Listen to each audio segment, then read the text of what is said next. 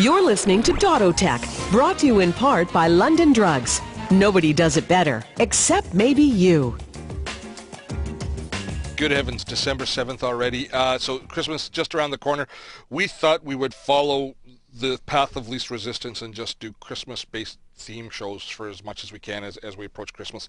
So I invited one of my favorite gadget guys on the show today, Akash Sablock. Hi, Akash. Thanks. Hey, how you doing, Steve? Yeah, I'm doing just great. And we also have, of course, Lindsay Smith on, who regularly does the show. How are you doing, Lindsay? Good. How are you? Good. Is your Christmas shopping all done? I haven't even started or thought about it yet. I'm kind of panicking. Well, maybe with all this gack that Akash has brought out, you'll get some ideas. And you can't take any of it because he has to send it all back. I have nerd envy right now, sitting next to him. Nerd envy. There's a little bit of a nerd. Well, you know what? Going on. After we're done here, I'll let you clean the products if you like. Oh, thank you. You're welcome. Thank you. Anything for a friend. Before we get into the fun stuff, have you two been following this blow up that started last week with Carrier IQ? Yeah, it's pretty crazy. I mean, just the idea of an entire company being responsible for building software on mobile phones that will actually track websites and keystrokes and text messages. It's got a lot of people up in arms about this. Definitely, and a lot of the carriers know about this. The phones, a lot of the products have the phones. I know for a fact that the Apple phones have it built in, but you were able to turn it off on the iPhone. Yeah, they said that was all permission dependent. They're phasing it out with iOS 5, from what I understand. Well, except you have to have iOS 5 in order to turn it off. So if you have a previous version, then according to the information I saw, there's a lot of. Well, I think, to be honest, I think that this has caught a lot of companies by surprise. Because you have to go back to where Carrier IQ's licenses could have gone in. They could do a deal with the phone manufacturer. They could actually build it into the hardware and the firmware of the phone. In which case, somebody purchasing the phone, a carrier downstream purchasing the phone, might decide not to enable it, and they might not even, and so it would almost be forgotten that it was there unless somebody went and looked for it. It might not be tracking anything, might not be looking at anything. Or, it could be started as early as that, or it could be added to the software, to the operating system of the phone, which is all carrier version dependent. So again, there's all these different places that this software can get inserted.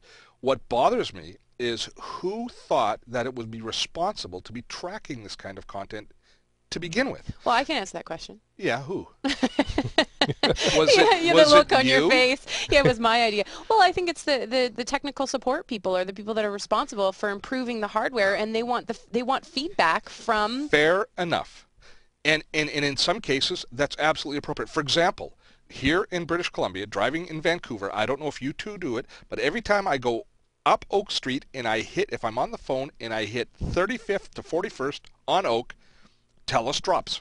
I don't know if I've got a TELUS. No, sorry, I'm on a TELUS phone right now. That's right.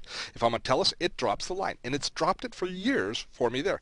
If they track that and then fixed that problem, great. They haven't fixed that problem. Well, but not tracking before the secure server the keystrokes that are happening. I mean, the danger is when people log on to their bank account, they go into an HTTPS server. They go into a secure server. And everything that's transmitted has to be encrypted. But it's not, of course, encrypted on the phone. It actually knows what keystrokes. If they're logging at that point there, they have the ability to bypass all that encryption. And I'm not saying that they're transferring that information back and forth, but if it's stored in any way, shape, or form, then any thief that gets the phone, if they know that that log file might be there, they could access it. So that's very scary. It is, absolutely. And they say they store the information for about 30 days.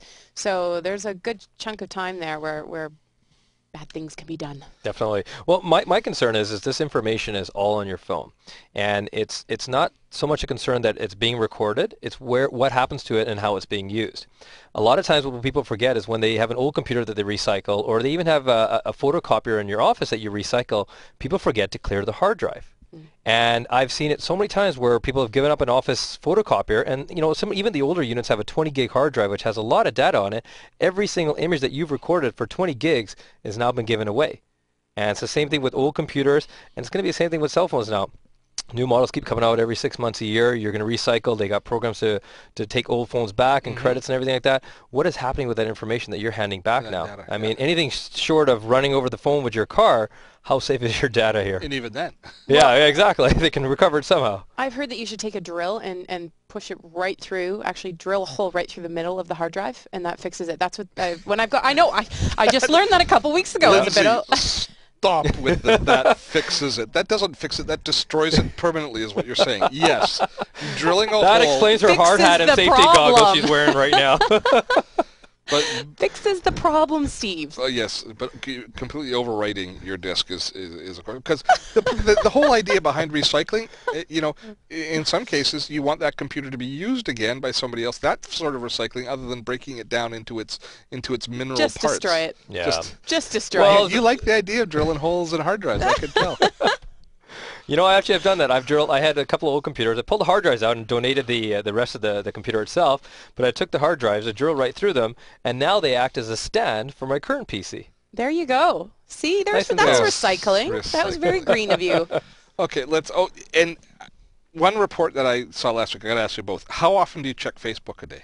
I know you're not that big on Facebook, so we'll say LinkedIn. How often how long can you go without checking one of your social media feeds? Oh, well, I'm a digital marketer, though, so I'm on there for business all the time. But personally, I would say On a weekend, Saturday, Sunday, how long can you go? I don't check it. You don't? Really? Well, only if it's for business. Okay. Twitter, I'm on daily, every day of the week. Yeah. Mostly, sometimes 2 or 3 times a day. Facebook, during the week, office hours, very, very rarely. Evenings and weekends, maybe once every second or third day. Okay, that's interesting. 80% of people can't last 24 hours without checking Facebook, according to a recent survey of the Facebook. We got 20% sitting right here. Hey, you guys are both really unusual, which is why we had John. I think it's because we're immersed in it all the time. We're so overwhelmed with it that and it's you've got and you actually want to disengage when you're not there. Yeah. Well, let's get into planning, a little bit of planning for Christmas. So I'm sure we can get back to some of the other dire news that's going on as we move along. And this is where, Akash, you are like a gadget guru. Your website is andnowyouknow.net. Yes. Where you have product coverage and reviews. So is this going to be a good Christmas for gadgets, or are we? Oh, it always is. It always is. And every year when I think, okay, this is it. I mean, they can't bring out anything else new and exciting. It hit me up every single time. So, well, I've got a list here. I've got a group of items here that sort of will cover everybody on your list. Mm-hmm. And we'll start here with the iHome IW1. So it's a beautiful speaker. It's actually got touch controls on the top of the device. Now, iHome is a company that's really just kind of hit our radar in the last 3 years, 4 years. They had like 1 or 2 clock radio docks. They're mainly a dock company yes. for iPhones, and that's still their focus is leveraging iPhones. It definitely is. And what they did smart is you go to every single hotel room in North America and you see an iHome device in there. Yeah, the clock radio is quite often. And they work great. So now, I know the hotels that I'm going to. If I'm going to Seattle or Victoria or Whistler, I don't bother taking my iPhone charger anymore because I know the device is in the room itself. Mm-hmm. And it saves, especially if you have, husband and wife, you got 2 iPhones. One can put it on the dock, one can bring the regular charger. So this particular unit takes advantage of Apple's new AirPlay system. Love AirPlay. Oh, just made life so much easier. Built into the iPhone, built into the iPad, now built into these devices. So basically what you do is you start your music and you throw it to the device. This particular unit, the IW1, requires a home network system. So you set it up using your iPhone, actually, so you don't even need a PC or a Mac. You set it up using your iPhone, find your wireless network, and it sets up inside the device itself. You can use a regular cable, a USB cable, or you can use AirPlay. And then basically, yeah. So now and then what you would do is you would just throw it onto the IW1. Now, so we don't have the network set up in here, so you can't send it to it here. Yeah. So it's all working off your Wi-Fi. So this one does not work Bluetooth. No. It's so, and you can if you it is important to have Bluetooth. You can shop around. You can find some of these devices that I think will take the AirPlay, because AirPlay will go over any networking standard. Exactly. Yes. Yeah. What is the iHome? What is it called? The iHome IW1. IW1. It's about $300. And it's just a speaker. It's not a clock radio. No, it's just a speaker. And it is portable. It runs off batteries. It's like a boom box. Yeah. Boom, so yeah, put this on your shoulder first. Boom, chicka-boom, chicka-boom. That's a pretty cool. I think it's going to be a big Christmas for AirPlay devices. Well, it's absolutely fantastic. You're in the kitchen, you're cooking, you bring the music to the kitchen. You're out on the deck, summertime, you barbecue going and bring your music outside. So it follows you around everywhere else. You're not limited to a particular room. Yeah, and you also don't. I'm thinking about Apple. Just with iTunes and using iTunes itself, where you can send music to different speaker systems that are all plugged in through your Airport Express. Yes. But that's a fairly expensive option when you think about having to have an Airport Express station at each place that you want to connect speakers. Whereas this, A, you could move it around with you, and B, anybody's device without necessarily sharing your iTunes and being on your network can send. So as long as somebody comes to into your house, even if your kids' friends come in, if they've got an iPod, if they're on your network, they can send it through AirPlay. Definitely. And if you want to take it with you, just take the wire with you, and now your iPhone, your iPod Touch, everything now is your music source for portable music. So you're out on the beach or something like that, you have your music with you. Once you've set it up once, yes. you don't need to use the network the next time. Is no. that correct? No. Oh, so it's just for the initial setup. No. You need the network to run the AirPlay. Yeah. But you plug it in. Exactly. You can plug it in. And you can do an auxiliary in. Exactly. Now it looks like there's speakers going all the way around it. What's the sound quality on that? Like, is it actually broadcasting the music out on both sides? It is. It has amazing 5-inch tweeters. Oh, sorry, it's got a 2.5-inch tweeter with 5 subs on the side. Bass. It's absolutely fantastic sound. Oh. Yeah. Oh, I'll fill up this I like room. that. Yeah, I'll fill up a pretty big room pretty quick. Awesome. Okay, that's number one, and that's $299. $299. Correct. And you're going to find lots of devices in that $300 range that are all AirPlay enabled. Everything from clock radios to other boom boxes like this. Definitely, yeah. Got it. Okay. All right. So again, hooked up to my iPhone over here, I've got Griffin Technologies Hilo TC. So Hilo, obviously a helicopter. Just a minute. Griffin was for the longest time guys that made basically like voice systems for in your car, like so you could plug your iPhone into your car's cassette deck. That was Griffin's stock in trade for ages. It definitely is, and it still is. They make wonderful adapters for the iPhone, or when you're in your car to transmit it over the FM radio, or even connect it to directly. They make a lot of accessories, covers, pads, everything for your iDevice. But now they've branched out here and got this little toy. How perfect timing for Christmas here. It's about $50. And the remote hooks up. It's an infrared remote, so it's not using Bluetooth or Wi-Fi or anything like that. And it just plugs into the headphone port here of the iPhone. So that's that wrapper you have on your iPhone. Yeah, And does it work on iPod Touch or just iPhone? No, it works on the iPod Touch as well. Okay. And then you download the app. The app's free. Okay. You download the app, and basically once you've synced the two, you can now start. Oh, goodness, it's flying. It flies. It flies. Need a haircut, It anybody? really Anybody need a flies. haircut? No, you're not going to actually make it take off in here. No, I'm not going to. I'm not going to. Our insurance, Astrals, has that kind of insurance.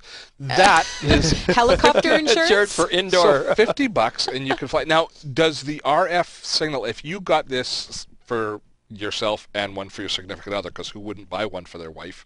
Will the RF differentiate? Can you fly them two at the same time? It's actually IR, and yes, you can have IR, you can have up to three channels. So you hook it up, and it automatically switches to each channel, and you can change it right from the app here, A, B, C. Does it have weapons? No, not. Well, the only weapon is one is No. flying, and somebody's distracted with the Got helicopter. laser beams. Look at all those blinky lights on there. Well, the trick is when they're distracted by the helicopter, you grab a pillow and you chuck it at them. So. What is the power supply? Oh, it's got a built-in battery, lithium-ion battery. And you recharge it? You And plug yeah, it in? It's a just USB port, yeah. You plug it into your computer to recharge it? Yep, and it just charges Just like that. make it spin. All right, here. It's... Woo. Is it pretty easy to fly? Oh, it is. And there's two ways. You can use the joystick, or you can use the tilt and turn. Okay, make it take off a little bit. Okay. Because we are videoing this. If you hurt me, this is... Oh, dear, it's going towards Steve. Steve caught it. Yeah, you did catch it. okay. It's stuck on your finger. Okay, that's it. It's good. Okay. We're gonna take a quick break and go to commercial now. Some flight lessons shaving. Okay, I'm Steve Dotto, and you are tuned in to Dotto Dec. Dotto Tech is brought to you in part by London Drugs. Nobody does it better, except maybe you.